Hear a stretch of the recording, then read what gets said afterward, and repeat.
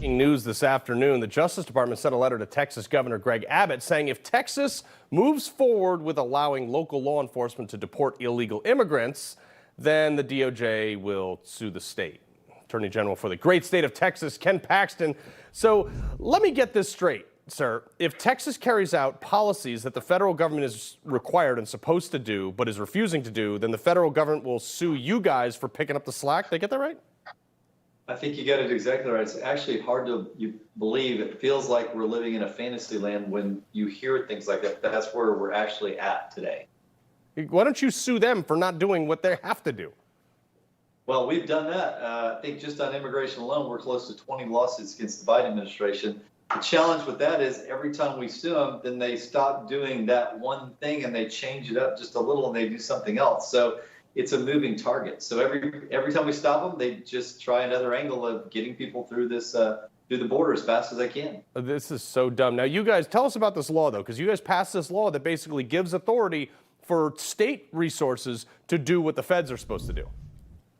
Yeah, so it's pretty simple, and it actually makes a lot of sense. We're going to arrest people that cross the border illegally, and then we're going, if a judge does not send them back, if we can't send them back, then we're gonna end up it's gonna end up being a felony. We're gonna lock them up. So the idea here is you can if you come in, and we deport you, you have to stay out, or else we will lock you up for a very long time. Yeah, that sounds good to me. I mean, but also in the same vein, you guys are being overrun. I mean, with 10, 12,000 people a day. So naturally, you're like, hey, this border town of 20,000 people can't handle that. So we're going to ship them all over the country, especially to places that are sanctuary cities that have said, hey, come on in, like Chicago, where Mayor Brandon Johnson is now whining about you shipping your illegals to him. And now he's trying to fine you or bus companies or charter companies or everything. The Chicago City Ordinance says Chicago's welcoming city ordinance means that our city will not ask about your immigration status, but they do if you get on a bus. Now, this is a pure fantasy land again. During the Trump administration, these sanctuary cities were created because they didn't like that Trump was stopping illegal immigration. So they said, come to our city. And now that Biden has opened up the border and people are coming to their city, they're saying, oh, this is a bad idea. We can't handle it. They need to stay in Texas. It's okay if they go to Texas. It's okay if they go to Arizona. It's not okay if they come to Chicago or New York or Washington, D.C. Now it's a problem. Well, NIMBY, not in my backyard. But Johnson wasn't the only guy. They had, obviously, Eric Adams of New York issuing an executive order yesterday. Look at this. To better coordinate these arrivals today, I'm announcing an executive order requiring charter buses transporting migrants, those often contracted by the state of Texas, to provide 32-hour notice in advance of their arrival into New York City.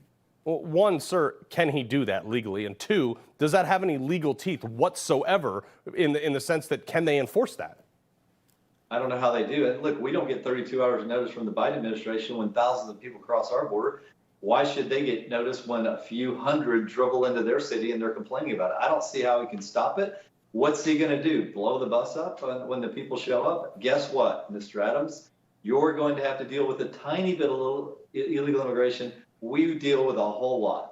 Yeah, no, that's true. Finally, yesterday, Secretary of State Blinken, who I'm not proud to have at the top of that ticket, and the DHS Secretary Mayorkas, who's useless as well, they were in Mexico. They were begging for help. But one report says that Mexico's president knows he has the upper hand here, and he's just not going to do anything, and he just wants more money from America, and he might, maybe, sort of could help out.